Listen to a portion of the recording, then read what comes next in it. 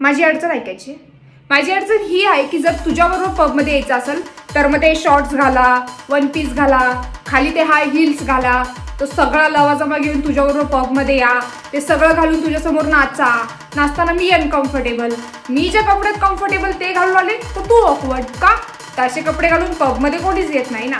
आणि जर एवढीच मला नाचायची हौस असेल ना तर मग मी गणपतीत नाचेल, नाहीतर मग नवरात्रीत नाचेल, नाहीतर मग माझ्या मैत्रिणीच्या लग्नात नाचेल, पण माझ्या कम्फर्ट झोननुसार. तुला तिकडे ये म्हटलं तर तुला ते डाऊन मार्केट वाटणार. मी नाही राहू शकत तुझ्या मित्रमैत्रिणींसोबत रात्रभर बाहेर. माझे आईवडील असतात घरी आणि सगळ्यात महत्त्वाचं म्हणजे ते जेवणासाठी माझी वाट बघत असतात. आणि आम्हाला जेवता जेवता सिरियल बघायची असते. काय प्रॉब्लेम आहे तुम्हाला बॉयफ्रेंड लोकांचा? हां, एकतर प्रेमाच्या नावाखाली भर रस्त्यावर खांद्यावर हात टाकता आणि आम्ही तुमच्या मित्रात तुमचा हात पकडला तर तुमच्या अंगात जाकीर खाण येतो आणि तुमचा सब लोंडा बनतो. हां, फोनवर 100 वेळा I love you I love you I love you बोललं तर आय लव्ह यू टू बोलायला तुमची फाटते का? हॅलो, हां ऑफिसमध्ये, हॅलो शेजारी कोणीतरी आहे, हॅलो मित्रांमध्ये बसलं. आणि एखाद्या मित्राने 90 पाजली तर लगेच व्हॉट्सअप, इंस्टाग्राम, फेसबुक सगळीकडे नको नको ती यादी दोस्तीची स्टेटस. परवा काय टाकलं होतं?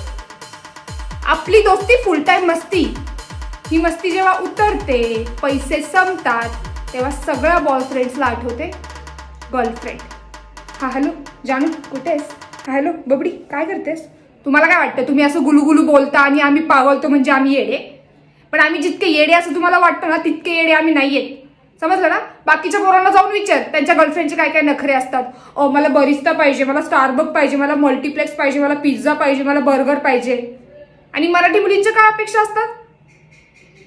फक्त एक प्रेमाचा फोन कॉल, बस प्रॉब्लेम सॉल्व.